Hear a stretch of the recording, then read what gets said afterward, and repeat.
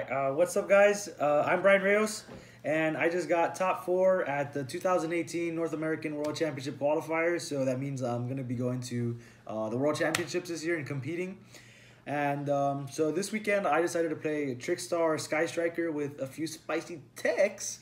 So I played Trickstar because, well, first off, I've been playing Trickstar since last YCS Dallas in October. So once it started to become like the most represented deck, I knew that if I were to play this deck, then I was going to play a lot of mirrors. And since I know the deck so well already from having played it in the past, I'd be able to beat all the mirrors that I played against. And also, it's just like, I got my first top at Dallas. Nats was at Dallas. And I got my first top at Dallas with Trickstar. I was like, all right, I have to play Trickstar again at Dallas. So yeah, it all worked out. But yeah, I'll talk a little more after I show you guys the deck. But for now, here's what I played. So I played the standard 3 Candina, most broken card in the deck that I didn't draw like a lot. I just played 2 Licorice. So the theory is that, so I played another engine in here that you guys will see real soon that kind of conflicts. Like, you don't want to draw too many monsters with this deck because spells with engage is like what you want to do, right? So you can get all the advantage off of engage. But and then like Licorice is good obviously for the burn damage, especially with the new dumb time rules. But you don't really want to see this card in hand unless you have Candina. And if you're already seeing Candina Licorice in hand, then your hand's probably already like more than optimal. As long as you see Candina in hand, then that means you're going to be able to play that game. But if you see Candina Licorice in hand, you're not only going to be able to play that game, but you're going to be able to play that game while having interruptions for your opponent. But it's not a card that you want to like see by itself. That's why I didn't feel it warranted like 3 of. And also I didn't play Desires because I think Desires is like, I don't know. So Desires does something to this deck that hurts the function of the deck, which is it adds like variance to the deck. Because if you activate Desires, there's the possibility that you could banish cards like Lilybell, for instance, which are game stealers. And also it's like in a format where everybody's main decking 3 Ash and 3 Droll, Desires is a card that's very susceptible to get hit. And like, sure, you can use Desires to bait out those hand traps, but Desires isn't a card you want to be using to baiting out hand traps because it's such a powerful card. So, and when I was testing, every time I would Desires, I'd get ashed, or on the resolution I'd get drolled, or if it didn't get hit, I would banish like 2 Licorice, Lilybell, or like multiple reincarnations. So I don't know, I just didn't like Desires all that much, and that's why I didn't play it and only played 2 Licorice. But if I would have played Desires, I definitely would have played 3 Licorice, because 2 Licorice in the mirror match is like a win condition, because you can put so much damage on board with this and like a reincarnation or 2. But I was very happy with just this ratio, even though I drew like this card a lot without Candino, but it was alright. And so another reason why I didn't play 3 Candina is because I played the Mekk-Knight engine. So I played 2 purple, 1 blue, and 1 Mendigo, as we like to call them. So this list that I played is very similar to the list of the Disciples team that topped UK Nats, because I'll give them like credit where credit is due. They built a very good deck, and but I started testing these when I saw the Oceanics guys, the guy that got 1st and 3rd, and I started testing the Mekk-Knights, but they played 2 purple and 2 blue. But I think like Indigo was correct over 2 purple and 2 blue, because these cards, you're not using them for their effects. Essentially, they're just big beat sticks, which are like insane in the mirror match. So if I draw Indigo, unlike like if I was playing Mekk-Knight Invoked, for instance, where this card would be a total brick, excuse me, in this deck, this card like just overperforms because it's just a 2400 attack monster that is like, in general, either it's hard for Trickstar to out it, or they have to go super neg to out it, or make just extremely suboptimal plays to out it. And also, like, if you draw 1 purple or if you draw 1 blue, then you get the entire engine out of the deck, rather than if you were to draw a blue and a purple, you get the engine out of the deck, but then you can't summon anymore for the turn. But with Indigo, you have another monster that you can summon for the turn. So I really liked Indigo. I'm super happy I played this. But yeah, this engine was really good. It's a very small engine, but it's an engine that definitely puts in a lot of work. And the last monsters I just played were some hand traps. The standard 3 Ash and 3 Droll. I tested Gamma a lot, but Gamma has a problem where it's only good if your opponent has like a very good hand. But if your opponent doesn't ash you or draw you at the time where you need Gamma to resolve, then Gamma becomes a dead card in your hand. And like with decks like the Mirror being so like having such a high OTK potential, that I wanted every card in my hand to be playable at all times. And Gamma wasn't something that was always going to be playable for me, which is why I decided not to main deck it. But I did main deck something else over Gamma, because prior to the event, I heard that Goki was going to be super popular. And I wasn't comfortable with just playing 6 hand traps versus Goki, just because that deck is like super strong. So I did play to go along with these hand traps. I main deck 3 Impermanence. I think this card is terrible versus a mirror match. I cited out every single game versus the mirror match. But Goki is like such a strong deck that just because of that deck's existence, you need to play 3 more hand traps. And I just felt that Impermanence was the best one, because a Gamma against Goki, they can ash Gamma, and they can Call by the Grave, draw, or ash, or even Ogre. But Impermanence is the only hand trap that they can't out with either an ash or a Called by the Grave. Which is why I figured this would be the 3rd best hand trap. As well as this is like an actual trap. So this is a card that's good going first versus Goki. And you have like a lot of cards in here that they're like advantage-based cards, but advantage-based cards don't do anything versus Goki going first, because they can still kill you through advantage. So that's why I liked Impermanence a lot. This card, versus Goki, this card was insane. But versus the Mirror, this card is terrible. I cite it out every time. But that's it for like the monsters and the hand traps. For the spells, I played the standard 3 light stage, 3 engage, staples. I played the best. Oh, this is terraforming, not engage. The best card in Yu-Gi-Oh right now, 3 engage. This card should get banned. This card is like, if you resolve this with 3 spells engraved, you're gonna win every single time. But the reason why this card's so good is because of 3 Hornet Drones. This is what makes this deck good, because prior to having this engine in here, getting over monsters and stuff and just boards was like difficult for this deck, because all the monsters are small. So you'd be forced to play cards like Eater of Million or Honest. And I actually like Eater of Millions a lot. I think that card's really good.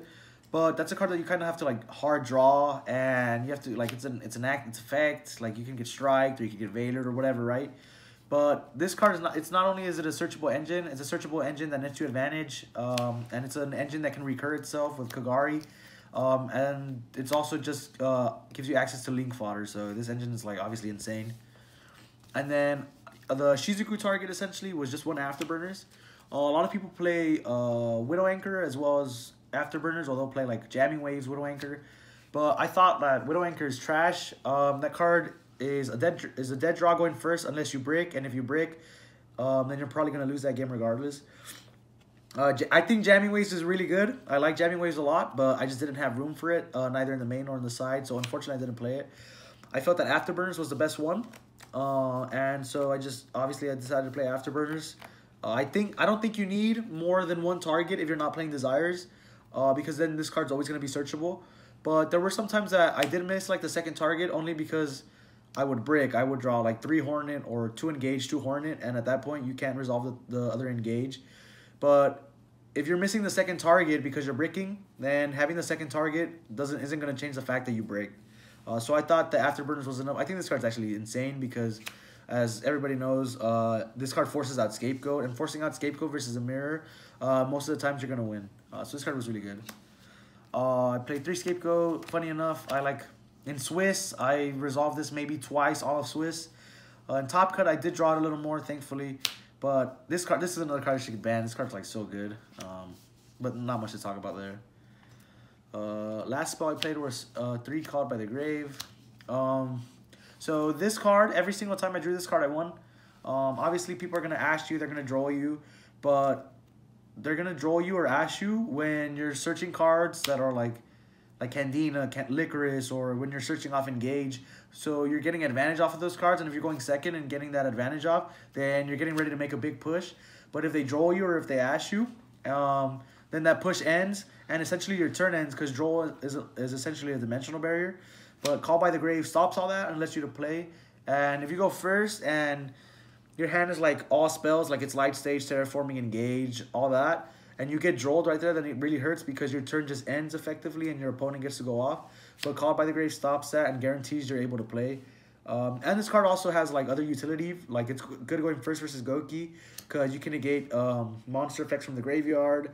Versus the Mirror, if you don't have Candina and you know they have Candina in hand, you can Call by the Grave their Candina from the graveyard and negate their Candina during the next turn. This can either force out Reincarnation or chain a Reincarnation and get rid of their monster. This card just has a lot of utility. I think this is definitely one of the best spells in the format right now. And then just finally, the last cards I played in my main deck were 3 Reincarnation. I was testing 2 for the longest, but shout out to Team Big Dog, my boys Caesar, Francisco, Guzman, and Nico. They convinced me to play the 3rd Reincarnation because they told me, like, if you have 2 Reincarnation and 2 Licorice versus the Mirror match or really any other deck, then it's just game, because they're going to take an absurd amount of damage that they're going to be left with maybe like 2 or 3 searches left. But the deck can't, the Mirror can't beat you with just 2 or 3 searches. And then plus, this card is literally Monster Reborn for Trickstars. So having 2 Monster Reborns in Grave is ridiculous. So I wanted to play, it was either going to be 3 Licorice and 2 Reincarnation, or 2 Reincarnation and 3 Licorice. But I'd rather see Reincarnation every time because this is also link fodder for like Phoenix and stuff. It's good cards to discard. This was really good. And then, yeah, this card just shotgunning double of these standby phase, even if you just have 1 Licorice on board, is really good because it puts a lot of pressure on your opponent. And being able to like do a lot of damage without having to do anything to your opponent, it starts to like kind of stress them out and makes them do kind of like suboptimal plays where they'll have to pop Licorice so they can't take any more damage. But by that point, they've had to do either one of 2 things. They've either had to get rid of Licorice by doing something suboptimal to their turn, or just take a lot more damage from all their searches. And then, regardless of either situation, you still have 2 Reincarnations in graveyard and a Candina in hand. So you're going to be able to summon like whatever link you want from your extra deck, whatever defensive measure you need, that you're just going to win every single time. If you have 2 Reincarnation, you're going to win that game almost every single time. This card's so good. But that's it for the main deck, and I played 41 cards. So for the extra deck, it's pretty standard. I played 2 Kagari, 1 Shizuku. This ratio was perfect.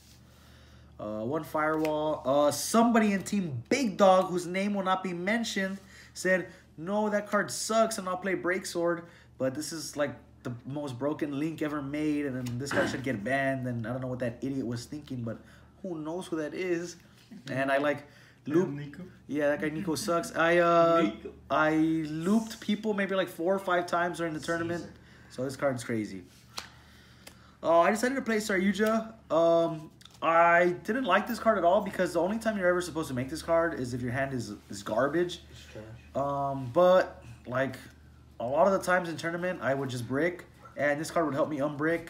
And then this card is also, I summon this a lot going first versus Goki, because sometimes your hand is just like unplayable going first versus Goki, that you need to draw cards like Impermanence and Reincarnation. So being able to summon this to draw into cards like that, or like draw an Ash, is really good. But you're not actually supposed to summon this. You're only supposed to summon this if you brick. But once again, if you brick, you're most likely going to lose that game regardless. But yeah, it did come up for me, so I'm glad I played it. This was the best card in my extra deck, Topologic. First off, a lot of people don't play around the effect, the continuous effect to pop stuff. So they don't even know that monsters they summon to link zones that their own link monster points to will trigger this effect, and so their monsters will get destroyed. But even that, this card also helps you beat Scapegoat, because if you force out the Scapegoat, then you can just summon this, summon like a Hornet Drones or Reincarnation, a Trickstar into a zone this points to, and then you just Raigeki their field. So this card is insane. I played 1 Trismania. I misplayed in Top Cut with this because I forgot that I can't activate Scapegoat and Hornet in the same turn. But it didn't matter. I would have lost that game regardless because he had Denko. This card is really good because it also forces out Scapegoat. But I don't know. This card's alright. It's not bad. This is one of the best cards in my extra deck. Shout out to Caesar for recommending this to me. 1 in Girsu. I played this over Borreload because I think Borreload just sucks. Like, it doesn't really do much for you. And this card forces out Scapegoat as well, because if they don't change the activation of the effect, then I can just get rid of their Scapegoat for free. And pretty much one Hornet Drones and like one of any other monster, like Hand Trap or Licorice or Lilybell, whatever monster it is, equals this. And it's not non-targeting removal in Yu-Gi-Oh! Is insane. So I'm glad I played this. This card was ridiculous. I'd play this over Borload all day. And then for the most broken links in Yu-Gi-Oh! Unicorn, Phoenix, Goblin, Cerberus. Prior to Top Cut, I never summoned this and was really regretting not playing 2 Phoenix. But in Top Cut, this came up like 2 games. I kind of messed up in feature match with this, but I was gonna lose that game regardless. But I like this ratio. Maybe 2 Phoenix is right, but this comes up sometimes, so you kind of have to play this like versus Goki. If you hand trap them, they'll just end Mermaid Phoenix a lot, and you can just summon this, pop Phoenix, and then attack over Mermaid, and then that's just game. That happened to me in top 8. So this card definitely won me some games versus Goki.